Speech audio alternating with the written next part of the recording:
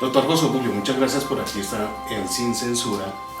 Queremos aprovechar este programa para saber por qué usted ha estado tan en silencio en las redes, en Twitter, en los medios, y queremos que rompa su silencio aquí. ¿Acepta eso? Sí, con mucho gusto, Ricardo, pero de vez en cuando hablo, tampoco es que esté tan silencioso.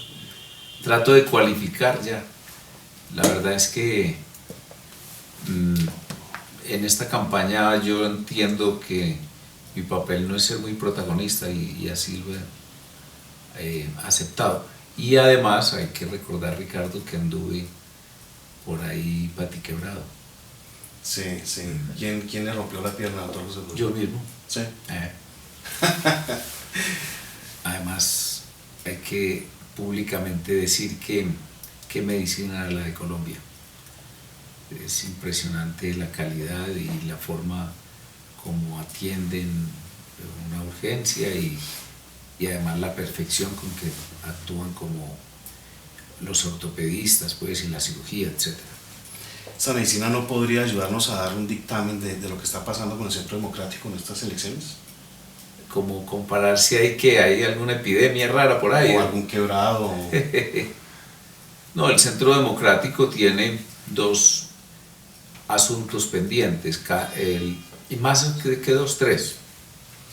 Uno, unas elecciones inmediatas para Congreso de la República, Senado y Cámara, en donde he encontrado, por ejemplo, una cosa curiosa.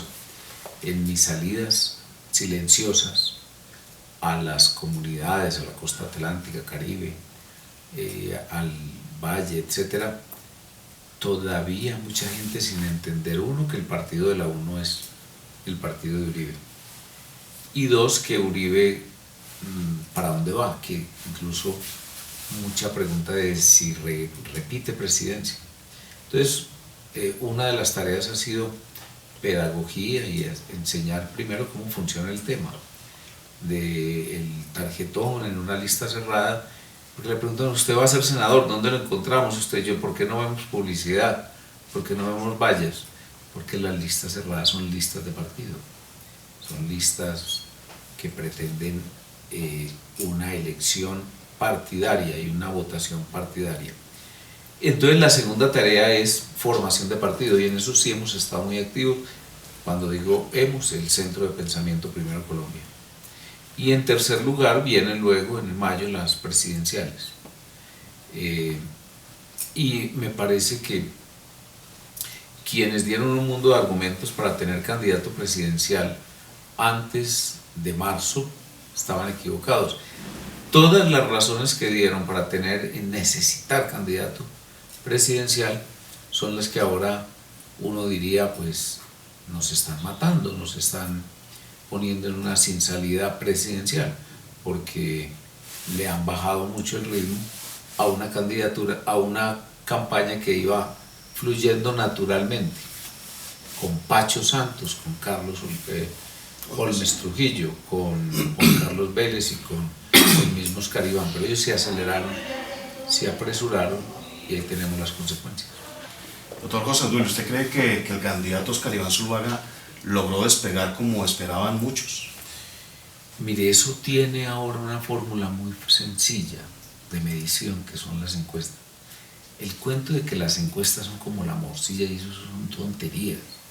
Las encuestas son un mecanismo de trabajo. Incluso una campaña sin encuestas, por ejemplo, es una anticampaña o una mala campaña. Y además está demostrado que la fórmula matemática que idearon a mediados del siglo XX, pero que ya venía formulándose desde el siglo XIX, sobre la probabilidad de conocer el futuro mediante los sondeos de opinión y en la observación, no solamente la observación empírica, sino científica del comportamiento de la gente y de lo que estaba pensando, pues eso funciona. Y el hecho es que a partir de o después de la elección de Truman, prácticamente se consolidó como una gran actividad de la política el sector de los encuestadores, de los focus group, etc. Entonces yo lo que digo respecto a Oscar Iván es que está de segundo a muy larga distancia, yo diría más bien de tercero. ¿Por qué? Porque en Colombia el voto blanco vale, tiene validez y tiene peso. Puede, por ejemplo, modificar una elección. Claro está que con las decisiones de la Corte Constitucional se necesita el 50% más uno, pero ya se sabe que en la primera vuelta puede ocurrir que haya el 50% más uno. Ha habido dos ocasiones, con Álvaro Uribe Vélez en el 2002 y en el 2006. Entonces, está primero el voto en blanco con 30%, está de segundo Santos con 25%, está de tercero y casi que de terceros por el peso del margen de error, están a 2 puntos, Oscar Iván con 8, Peñalosa con 7 y Clara López con 6. Entonces, a buen entendedor, pocas palabras bastan. La situación es de estancamiento. ¿Qué solución puede haber ahí? ¿Una unión con el Partido Conservador? Bueno, Marta Lucía Ramírez está con 4 en esa misma encuesta. Ahora habría que ver las futuras encuestas que dicen respecto a Marta Lucía, porque las campañas tienen un increciendo, un ascenso, que yo creo que todavía la encuesta última no toma nota de ese posible creciendo. Pero Marta Lucía Ramírez entra en el juego con una circunstancia muy interesante. Ese partido, el Partido Conservador, que termina siendo el que candidatiza oficialmente a Marta Lucía, estaba llamado a ser novio, o más bien casi que damita de honor, en el matrimonio del partido de la U y Santos, y se les fue, y eso me parece que es muy importante y puede abrir una brecha, una fisura para la candidatura a Santos y una brecha para que el Centro Democrático tenga una salida ganadora en las presidenciales. ¿Pero quién se le uniría a quién? Pues habría que ver encuestas, habría que ver situación de los partidos, estado de ánimo, financiación, etc. Yo no me anticiparía a decir quién a quién. Me parece que lo normal es que después de las parlamentarias, o sea, el 10 de marzo, con una encuesta seria, se determine si hay que barajar y repartir de nuevo entre las fuerzas que han sido uribistas. Ahora, Marta Lucía se pone toda brava porque le digo uribista, entonces ¿qué es? Es que este país está dividido en las corrientes de lo que llamaríamos centro derecha e incluso izquierda democrática, entre santismo y uribismo, y ella hace parte, me parece a mí, de esas fuerzas uribistas. Perfecto. La lista al Senado, ¿cómo la ve? ¿Cuántos senadores puede sacar la lista uribista? Yo cuento el famoso informe Brody de Borges, no es para escabullírmele a la respuesta, sino para dar una buena respuesta. En el informe Brody, sobre una especie de raza en regresión, o sea, un núcleo humano que va para atrás, o un núcleo salvaje que va hacia la humanidad, Borges cuenta que esa comunidad no tenía sino como número superior el 4. Entonces, cuando había que contar más de 4, hacía grupitos de a 4. Y para ya llegar a otra cifra mayor, entonces tenía un número que resumía las cifras anteriores de a 4 en 4. Y eran muchos. Era el número. Entonces, si usted me pregunta un número, le digo el número de Brody, muchos. ¿Cuántos de esos, esperamos que no sea la misma fórmula, cuántos de esos senadores ya electos se le voltearán a Uribe en los primeros 2 meses? Voltearán. ¿Qué ha pasado, no? Sí, ya ha pasado. Pues yo he notado que hay formación política en casi todos los que he conocido. Recuerde que yo fui excluido completamente del debate. De hecho, nosotros logramos entrar ahí, cuando digo nosotros, el centro de pensamiento, a disgusto de mucha gente. entonces no conocía o no conozco a muchos de la lista, pero los que he tratado, le pongo un caso, vengo de Montería, Córdoba, muy buen candidato, del departamento de Atlántico, un candidato que yo creo que va a ser firme, y así, pero bueno, es cierto. Esperemos que esa lista no haya sido conformada por puros apetitos y ambiciones personales, y que todo el mundo se mantenga en una línea y que inclusive la profundice. Yo de todas maneras pienso que si somos elegidos, por ejemplo Alfredo Rangel y yo, y Paola Holguín y Ever Bustamante, nosotros no tendremos torcedero y vamos a estar a la iniciativa, no vamos a estar como senadores adormecidos. Yo creo que vamos, en el control político por lo menos vamos a ser muy enérgicos y muy activos, y después veremos si nos ponemos de acuerdo con la bancada para temas legislativos, en donde todo el mundo conoce nuestro punto de vista sobre el tema justicia, sobre la reforma política, que Dios mío bendito, esa ley de partidos, la forma como está funcionando el transfugismo, etcétera. Eso prácticamente bloqueó la política colombiana, y eso yo creo que hay que modificarlo.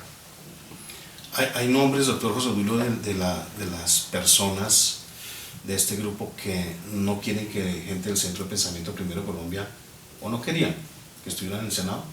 Fernando Londoño, por ejemplo, se empeñó. Yo nunca lo entendí. Nosotros tuvimos contradicciones en el gobierno, pero ya dijéramos ese empeño. Fabio Valencia Cosio, esta doctora Guerra, y sobre todo Oscar Iván. De hecho, pues es que aquí no estamos haciendo presentando ninguna chiva, porque la carta, que es una carta que yo no sé ni cómo calificarla, y me refiero a una carta de Oscar Iván a mí, carta abierta,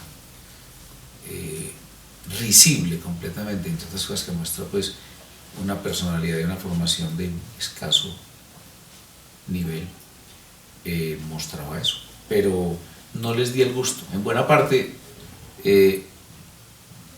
yo siempre dije, yo no soy aspirante a nada, lo que pasa es que me va a tocar ir al Senado por esta mano de flojos que tenemos, que siempre se tuercen, o que no son capaces de decir las cosas bien dichas, y yo creo que yo sí las digo bien dichas, o que no entienden incluso esta doctrina.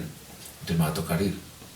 Y obviamente pues es evidente, eso se nota en los eventos públicos, incluso en los privados, en las llamadas telefónicas, en las adhesiones. Yo soy el segundo en la jerarquía, indudablemente, pero ellos me pusieron de noveno casi como de una manera agresiva, pero yo al final de cuentas, como no tengo apetitos e ímpetus personales, encontré eso como una cosa sin trascendencia e importancia. Espero, y es casi seguro, que nosotros vamos a obtener una muy buena votación, y por lo tanto todos los miembros del Centro de Pensamiento en la lista pasamos, pero nos hubiera gustado que hubiese sido una campaña más a la manera nuestra que a la manera de ellos, más a la manera de Uribe que a la manera de la política tradicional. ¿Por qué sería esa resistencia?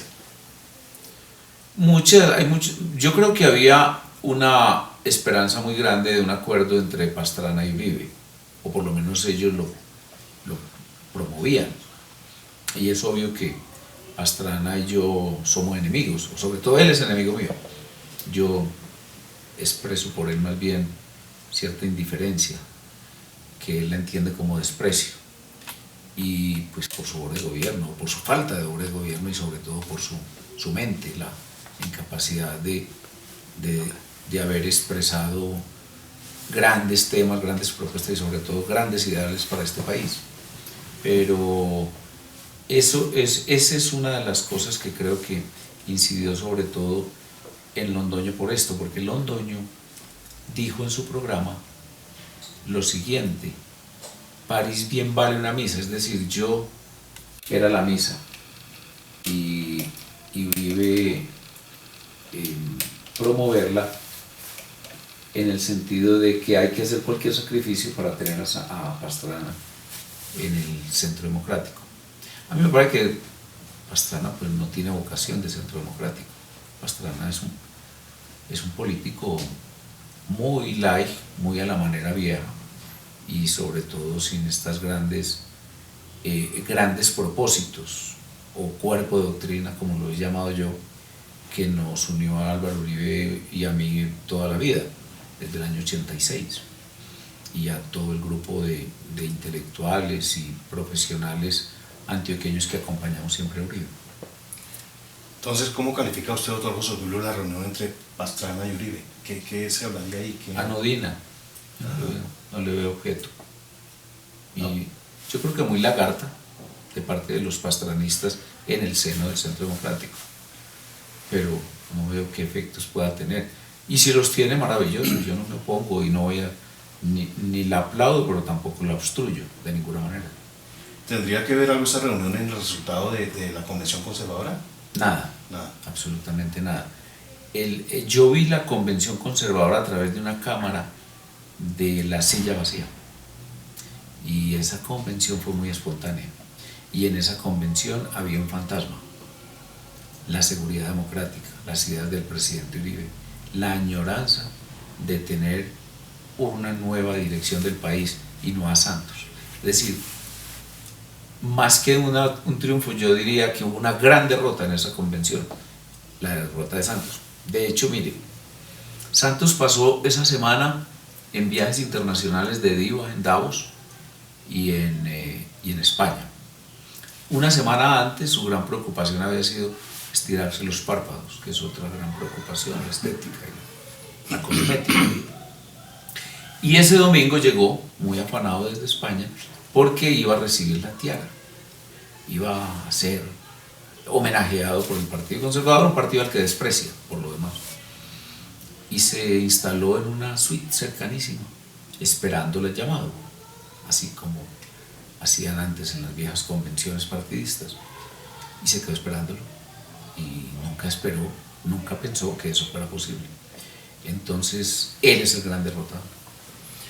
Hablando de Santos, ya lo hemos hablado varias veces, creo que nunca en televisión, video. ¿Cómo llega Santos a la campaña de Uribe, al gobierno de Uribe? Nosotros habíamos tenido una relación política con él, digo nosotros, el centro de pensamiento que yo dirigía, que se llamaba Instituto de Estudios Liberales de Antioquia. Y por ahí en el año 2003, más o menos, yo hice una reunión formal con él, mediada por un funcionario del gobierno, un íntimo amigo, pues sí, cercanísimo, que es el exministro de Obras Públicas, el doctor Cardona. Germán Cardona. Germán Cardona. Zulaguista. Ahora está de Zulaguista. Creo que sí, no es de círculo. Pero no, él es íntimo de Santos. Y entonces lo hicimos en un buen gobierno. Y yo, muy interesado en saber hacia dónde iban sus columnas, que se estaban acercando mucho y favorablemente al gobierno, y él muy interesado en saber si iba a haber reelección o lanzarse candidato presidencial. Entonces yo lo que le dije, no, pues nosotros lo que necesitamos es un liderazgo que no existe de las fuerzas políticas. Yo lo que creo es que usted podría cumplir un gran papel ahí, y de ahí nació una reunión con el presidente Uribe, de la cual él tomó nota como si hubiese sido nombrado, o nominado, o designado, jefe de las fuerzas uribistas. Y de ahí viene entonces la fundación del Partido de la U. Él abandona, sin ningún reato, el Partido Liberal, sin avisar siquiera. Uno suele ser como más cuidadoso en los pasos que da y explicarlos, e incluso inicialmente rumiar qué es lo qué paso va a dar. Este en un día pasó de ser el jefe liberal de, por ejemplo, Luis Guillermo Vélez, que ahí mismo se vino con nosotros, y de los Benedettis y toda esa gente, a ser el uribista, el jefe uribista. Entonces de ahí vino luego la formación del Partido de la U, en donde hay que decir que yo tenía esta idea: crear un gran partido muy doctrinario, con una plataforma política que convirtiera lo que estaba haciendo Uribe en obligación del partido. Por ejemplo, un partido que predicara el gobierno de opinión y Estado comunitario, que hiciera consejos comunitarios y consejos de seguridad como parte de la forma de gobernar del partido, no del presidente. Y entonces Benedetti se pilló el documento, como era un documento que había que discutirlo con todas esas fuerzas que acompañan al uribismo, y lo abortó en el periódico El Tiempo. Y luego entonces quedamos en que se hacía una cosa de menos proyección, que no fuera una unión de todos los partidos uribistas. En esa época incluso pensábamos hasta en Vargas Lleras como parte del proyecto, Mario Uribe, Luis Alfredo Ramos, todos los jefes que tenían sus propios partidos y en una sola lista. Y entonces vino la idea de que fue una idea en buena parte mía también, de que un partidito chiquitico que estaba en vías de disolución, que se estaba dividiendo, que se llamaba el Nuevo Partido, es un nombre paradójico, el partido se llamaba Nuevo Partido, que tenía un secretario general o un personero, un gran amigo también, Diego Tobón, nos prestara esa personería y creáramos un partido, y ese partido lo impulsamos básicamente Óscar Iván Zuluaga, que era el senador de ese partido, que quedaba con nosotros, porque otros se habían adormecido un poquito en el Congreso o estaban tibios. Recuerdo entre otros al doctor González, que hoy está en la OEA, recuerdo al actual ministro de Trabajo, a Pardo, etc. Entonces, efectivamente, hubo una reunión formal entre Óscar Iván y Juan Manuel Santos, mediada por mí, y se tomó esa determinación. Luego vino el cuento de JJ Rendón, que hizo una gran tarea desde el punto de vista publicitario, que logró crear un ambiente bastante bueno para un resultado electoral, pero con una sorpresa mía, y es que los estatutos aprobados, totalmente parlamentaristas, clientelistas, y toda esa plataforma de la cual nosotros hablábamos, que fue la plataforma que llevó al presidente Uribe en el 2006 y a tantos parlamentarios en el 2006, abandonada, completamente abandonada. El presidente reunió en su gabinete a los jefes de los partidos, puso al presidente del partido de la U como ministro de Defensa y al presidente del Partido Conservador como ministro del Interior y de Justicia, y de ahí en adelante ocurrió lo que sabemos. ¿Pasará algo similar con el Centro Democrático?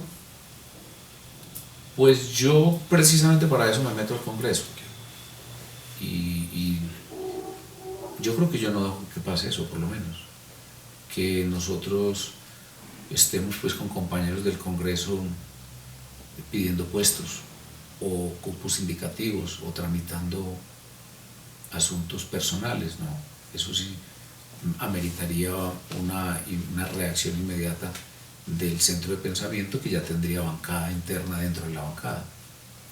¿Es posible el escenario de una reelección de Santos con mayoría en el Congreso del Centro Democrático?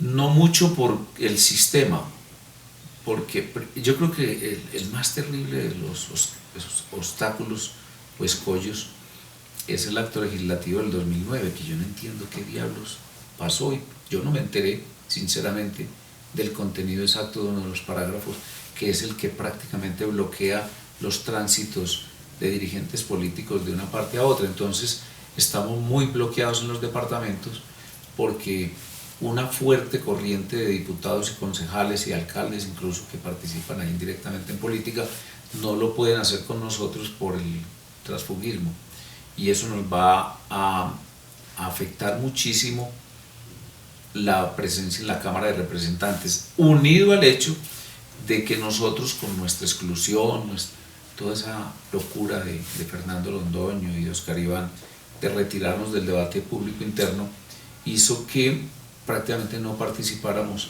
en la formación, en la conformación de las listas a la Cámara, en donde me parece que nuestra presencia y la presencia de líderes uribistas sin ambiciones personalistas.